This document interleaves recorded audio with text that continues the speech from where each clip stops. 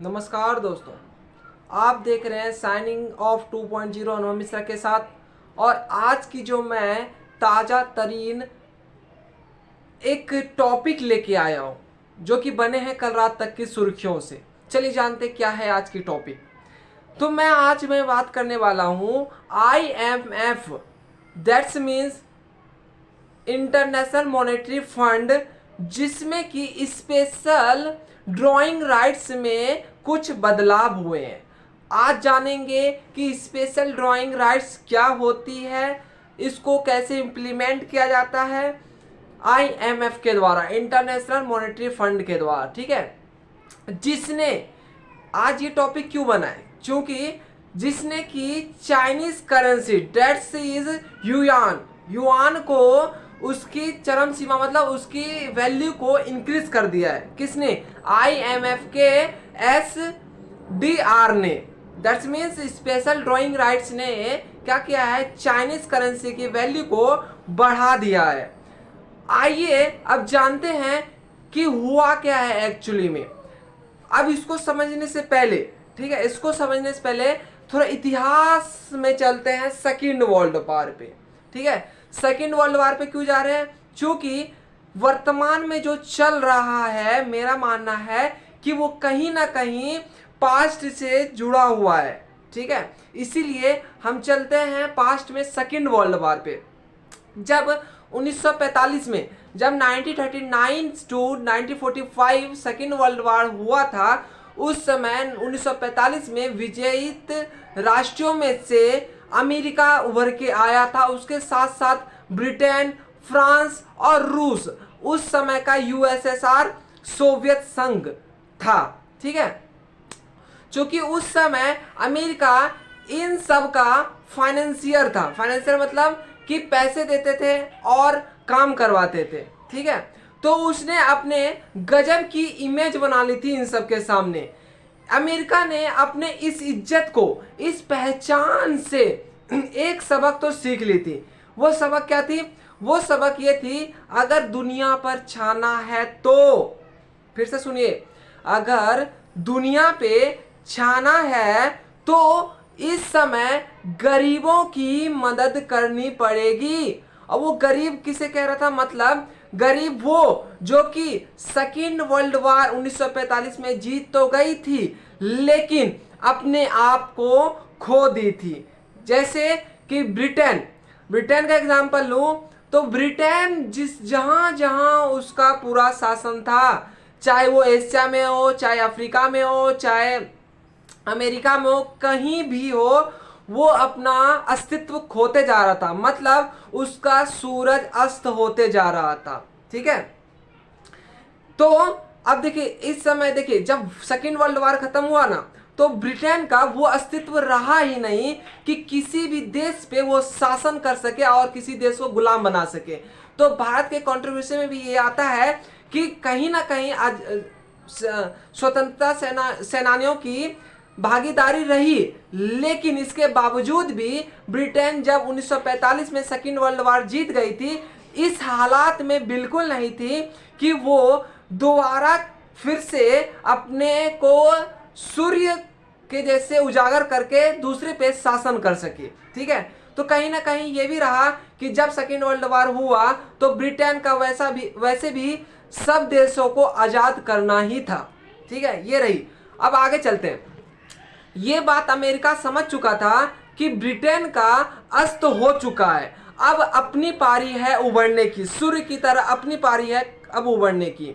ठीक है, तो चीन, जिस प्रकार से चीन इस समय गरीब देशों जैसे श्रीलंका की बात करूं तो उनको क्या प्रोवाइड करता है? ये प्रोवाइड करता है लोन। ठीक है, जिससे अमेरिका क्या कहता है? डेब्ट ट्रैप डिप्लोमेसी। क्या कहता है? डेब्ट ट्रैप डिप्लोमेसी अमेरिका के द्वारा कहा जाता है इस लोन को, जो कि प्रोवाइड करता है चाइना किसी भी कंट्री को बचाने के लिए उसके आर्थिक संकट से। ठीक है, तो चीन जो है वो अमेरिका के पक्ष पे ही चल रहा है, चिन्ह उनके पक्ष चिन्हों पे ही चल रहा है कहीं ना कहीं। चीन जिस प्रकार से आज लोन देकर किसी भी देश को अपने ट्रैप में फंसा लेता है, ठीक उसी प्रकार 1945 से अमेरिका करते आ रहा है। 1945 में जब सेकेंड वर्ल्ड वॉर खत्म हुआ तो दो संस्था का निर्माण हुआ, जिसका नाम पहला था IMF, that means international monetary fund, और सेकंड था आपका वर्ल्ड बैंक। ठीक है, इन दो संस्था का सेकंड वर्ल्ड वॉर खत्म होने के बाद अमेरिका के द्वारा क्या किया गया, ऑर्गेनाइज किया गया, मतलब इसका इंप्लीमेंट किया गया, इसको बनाया गया, इंट्रोड्यूस किया गया दुनिया के सामने। ठीक है, और ये कब बनी थी, जब ब्रिटेन वुड्स सम्मेलन हुई थी। ठीक है, कब हुई थी, ये अमेरिका के द्वारा ब्रिटेन वुड्स सम्मेलन बनाई गई, वहां पे दो ऑर्गेनाइजेशन का स्थापना किया गया, जिसका नाम था IMF, इंटरनेशनल मॉनेटरी फंड, और दूसरा था वर्ल्ड बैंक। ठीक है, तो ये हर डूबते देश को, ये जो इनका काम जो था वर्ल्ड बैंक का और IMF का क्या था कि हर डूबते देश को जिसकी आर्थिक संकट नीचे जा रही है उसको लोन प्रोवाइड करके उसको बचाना। जिस प्रकार से श्रीलंका पाकिस्तान को, जिस प्रकार से चाइना क्या कर रहा है, चाइना कर रहा है जैसे श्रीलंका को या पाकिस्तान को बेल आउट पैकेज दे दिया, और श्रीलंका को क्या देता है, जैसे कोई देश, जैसे एग्जांपल दीजिए कि जैसे कोई देश है, ठीक है, श्रीलंका भूखा है, ठीक है, अभी गरीबी झेल रहा है वो, ठीक है, तो ये इंडिया को बर्बाद कर देगा। क्यों, अब इसका एग्जांपल सुनिए। मान लीजिए आपका एक सुंदर सा ताजमहल जैसा एक राजमहल है जिसके अंदर आप रहते हैं, और आस पड़ोस में आपके रहते हैं जो कि भिखमंगे टाइप है, जिसका खुद का घर का ठिकाना नहीं है, और है भी तो वो इस लायक नहीं है कि 2 वक्त की रोटी खा सके, 3 अपना काम करने के लिए कहीं जा सके। ठीक है, तो वो सिर दर्द जो बनेगा वो किसका बनेगा, आप ही का बनेगा ना, क्योंकि आप तो अपने महल में शांति से रह रहे हैं, और जिनके पास ना काम है ना कोई धंधा है, कुछ नहीं है उसके पास, तो वो क्या करेगा, आपके घर के सामने ही आके बैठेगा ना, तो आपको परेशान किया अल्टीमेटली। तो इसी प्रकार से जिस प्रकार से अभी श्रीलंका में क्या हो रहा है, वहां से लोग भाग के आ रहे हैं इंडिया, तो इंडिया को क्या करेंगे, परेशान करेंगे। ठीक है, उसी प्रकार से इन सबको बचाने के लिए वर्ल्ड बैंक और IMF का निर्माण हुआ था। जिस प्रकार से अभी ट्रैप डिप्लोमेसी का यूज कर रहा है चाइना। ठीक है, तो दुनिया में जहां जहां आतंकवादी पनपा, उसकी सबसे बड़ी वजह 3 कारण थी। पहला भूखमरी, दूसरा गरीबी, और तीसरा जो है सबसे ऊपर टॉप लेवल पे बोल सकते हैं आप, अशिक्षा लोगों में कमी थी। ठीक है, इसीलिए कहीं ना कहीं आतंकवादी का फैलना, ये आपका मान लीजिए कि एक तरह से हो चुका था, आतंकवादी का फैलना हो चुका था। किसके कारण, भूखमरी, गरीबी, और तीसरा कारण था आपका अशिक्षित लोगों का। तो वर्ल्ड बैंक क्या करती है, वर्ल्ड बैंक इसीलिए सबको, जैसे कि मान लीजिए कि कोई भी देश कभी वर्ल्ड बैंक से पैसे लेता है तो लोन लेता है, तो क्यों देता है वर्ल्ड बैंक, इसीलिए देता है ताकि वो अपने शिक्षा जो क्षेत्र है उसको सुधार सके और शिक्षित कर सके लोगों को, ताकि वहां से आतंकवादी ना फैले। ठीक है, तो ये थे आपके। उसी प्रकार ऐसे में अमेरिका की वैल्यू तो बहुत बढ़ चुकी थी, तो लोग जो सामान खरीदते, ठीक है, लोग जो सामान खरीदते अमेरिका से, तो वो पेमेंट किस के रूप में करते, क्या रुपए में करते, क्या युआन में करते, क्या येन में करते, किस चीज के रूप में करते वो पेमेंट जब अमेरिका से कोई सामान खरीदता। तो जैसे चीन क्या करता है, श्रीलंका से कहता है कि पैसे की जरूरत है तो आप मेरे से लो, और इसके बदले अपना पोर्ट जो कि बंदरगाह है वो हमें दे दो, या फिर आप हमसे लोन तो लो लेकिन इंटरेस्ट मैं हाई फाई लूंगा। ठीक है, तो उसी प्रकार कर्ज खत्म, देखिए अगर किसी का कर्ज है खत्म करना, जैसे मान लीजिए आपके दोस्त ने पैसे ले रखे हैं, ठीक है, या फिर मेरे दोस्त ने पैसे ले रखे हैं, तो मुझे उसका इतना क्या बोलते हैं अभी हैसियत नहीं है कि वो पैसे को कटा सके, ठीक है। ये राष्ट्र का जो लैंग्वेज है उसको मैं जेमन लैंग्वेज में बता रहा हूँ, आपको समझाने की कोशिश कर रहा हूँ। जैसे मान लीजिए मेरे दोस्त है, उसने पैसे लिया मेरे से 10-5 जितना भी लिया। अब मान लीजिए उसका पास हैसियत नहीं है कटाने की, तो मैं उसको क्या करूँगा कि मैं लोन दे दूंगा, लोन प्रोवाइड कर दूंगा कि ये ले, इस पैसे तू अपना कारोबार ऊपर कर उठा और उसी पैसे से मेरा लोन जो मेरा पैसा लिया वो कटा दियो। तो क्या इससे अच्छा ये बात नहीं हो सकती है कि मेरे दोस्त ने जो पैसा लिया है, ठीक है, उसका मैं कर्ज ही माफ कर दूं कि जा तुझे जो मैंने पैसे दिया माफ किया, नहीं है तेरे पास तो कोई बात नहीं। तो क्या ऐसा वर्ल्ड बैंक, IMF या फिर चाइना जो ट्रैप डिप्लोमेसी खेल रहा है, डेप ट्रैप डिप्लोमेसी, वो खत्म नहीं कर सकता कि जा मैंने जो तुझे कर्ज दिया वो माफ किया? नहीं। पता है क्यों? क्योंकि ये अपने अंडर में रखना चाहते हैं, अपने कंट्रोल में रखना चाहते हैं, इसीलिए, ठीक है। अब ये समझते हैं IMF पैसा कैसे और कहां से देती है किसी भी कंट्री को उसके आर्थिक संकट से निपटने के लिए। आज का टॉपिक जो है हमारा यही है कि जो हमारा क्या था, स्पेशल ड्राइंग राइट जो था वो क्या था। तो सुनिए, अब यहां से स्टार्ट होता है आपका जो मैं आज का जो टॉपिक है। IMF के पास टोटल लगभग में लमसम में 997 US बिलियन डॉलर। फिर से सुनिए, IMF के पास 997 US बिलियन डॉलर रुपए हैं, ठीक है, उनके रिजर्व में। जैसे बैंक के पास जितना पैसे होते हैं, जैसे मान लीजिए 10,000 करोड़ रुपए बैंक के पास है, तो वो स्पेशली बैंक का हुआ, चाहे वो कॉमर्शियल बैंक का हुआ या RBI का हुआ, ठीक है। उसी प्रकार से IMF के पास टोटल मनी है 997 US बिलियन डॉलर, ठीक है। उसी मुद्रा, उसी पैसे को जो कि IMF के पास है, उसी को स्पेशल ड्राइंग राइट कहा गया है। आज का टॉपिक यही है कि ये कैसे चाइना की करेंसी की वैल्यू को बढ़ा दिया है, उसी पे आज हम चर्चा कर रहे हैं, ठीक है। तो अब ये समझ गए, तो अब थोड़ा सा ये समझते हैं कि कोई बैंक कैसे बनती है, थोड़ा सा समझ लेते हैं इसके बारे में। देखिए, मान लीजिए जैसे भारत की बात करूं, भारत में क्या होता है ना, बहुत सारे रूल रेगुलेशन है, जिसमें से एक मैं बताता हूं कि आपके पास इमीडिएटली 100 करोड़ रुपए हैं तो आप एक कॉमर्शियल बैंक खोलने के लिए एलिजिबल हो, ठीक है। ठीक उसी प्रकार मान लीजिए आपके पास 5 दोस्त हैं, ठीक है, सब ने कितने 20-20 रुपए लगाए, 100 रुपए हो गए, फंडिंग आ गई। फंडिंग आने से क्या हुआ, अब हमने एक बैंक खोल लिया।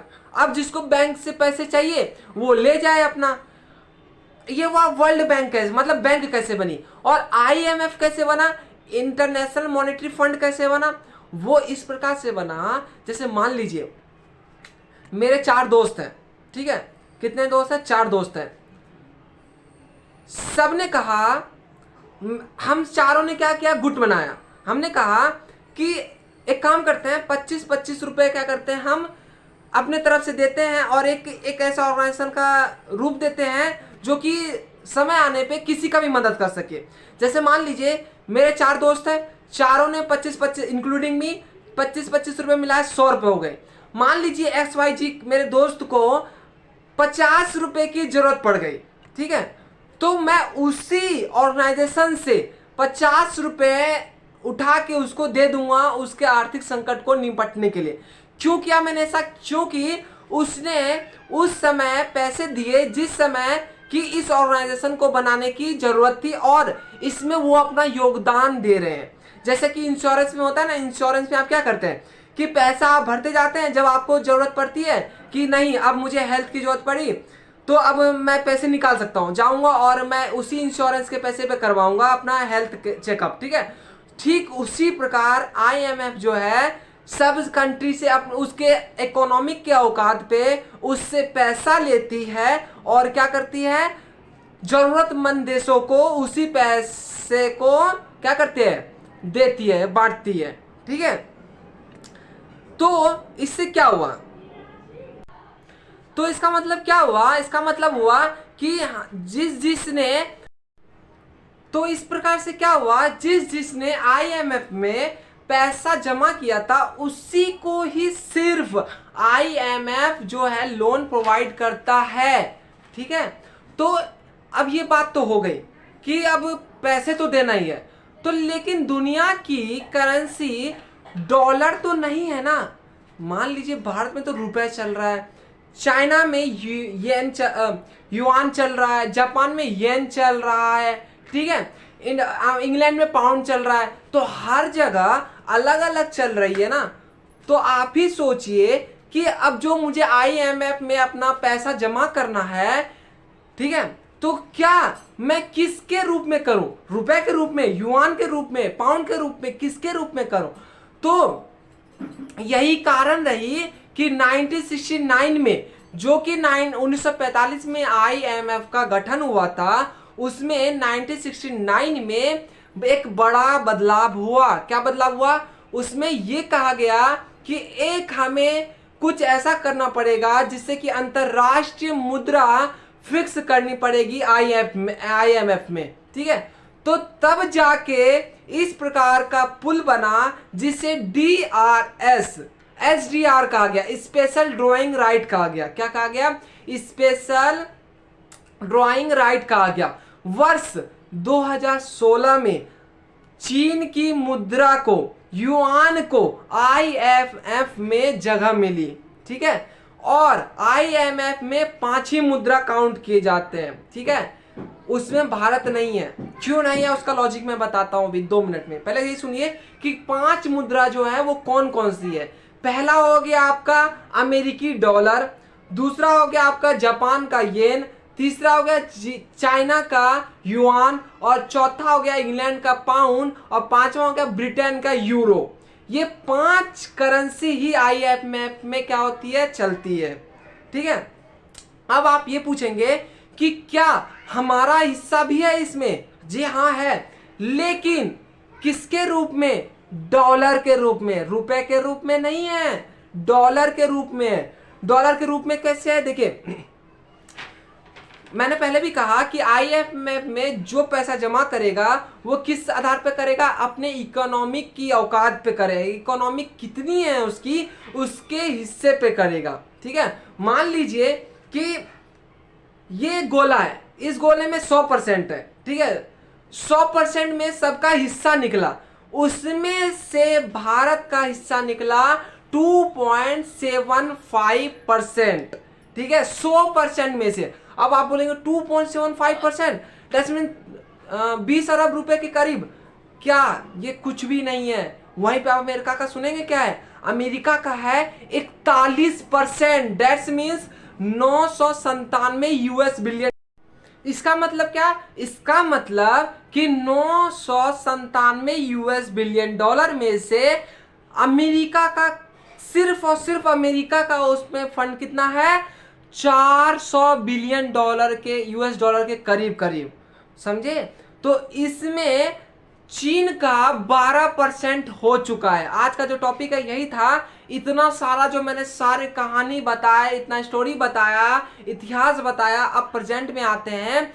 तो यही आईएमएफ जो कि 1969 में 1969 में एक अंतरराष्ट्रीय मुद्रा का गठन किया कि इसमें एक ही मुद्रा होगा। उनमें से 5 मुद्रा, पहले 4 था जिसमें चीन एक्सक्लूड था, चीन इंक्लूड नहीं था। चीन को इंक्लूड किया 2016 में।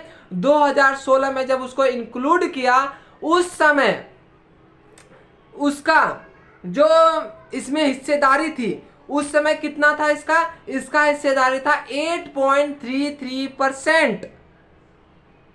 चीन का था इसका, चीन का इसमें हिस्सेदारी था आपका 10.92%, जो कि अब आजकल में ही बढ़ के 12.9% हो चुका है। जहां पे अमेरिका का 14.73% था, वहीं पे 43.38% हो चुका है इसमें हिस्सेदारी। और जो यूरो था, यूरो मतलब ब्रिटेन की करेंसी, पहले 30.93% थी, जो कि डिक्रीज होके 29.31% हो चुका है। वहीं पे मैं बात करूं पाउंड की, तो पाउंड की वैल्यू थी 8.09%, जो कि डिक्रीज होके हो गया है 7.44%। वहीं पे मैं बात करूं येन की, वहीं पे मैं बात करूं किसकी, हाँ सारे चीज का हो चुका है, ठीक है। वहीं पे मैं येन की बात करूं तो 8.33% से हो गया है 7.59%, ठीक है। अब आपसे एक क्वेश्चन है, इसका आंसर आप कमेंट में दीजिएगा, ठीक है। बहुत बड़ा क्वेश्चन पूछ रहा हूं, इस वीडियो को देखने के बाद, अस्थिरता से दोबारा देखने के बाद एक बार और देख लीजिएगा, समझ में नहीं आया तो एक क्वेश्चन छोड़ के जा रहा हूं, उसका आंसर मुझे कमेंट में दीजिएगा। क्या भारत ने जो मुद्रा 2.75% डॉलर के रूप में IMF को दिया है, ठीक है, तो आप ये बताइए कि वह भारत की फॉरेस्ट रिजर्व में काउंट होगी या नहीं, ठीक है।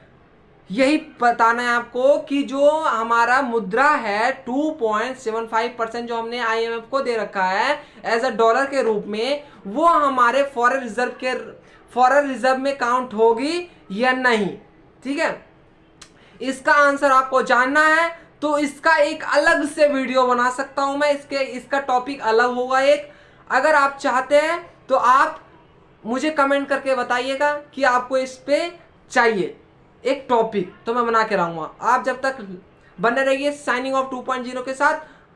मैं हूं अनम मिश्रा, धन्यवाद। और हाँ, लाइक शेयर और सब्सक्राइब करना कतई ना भूलें।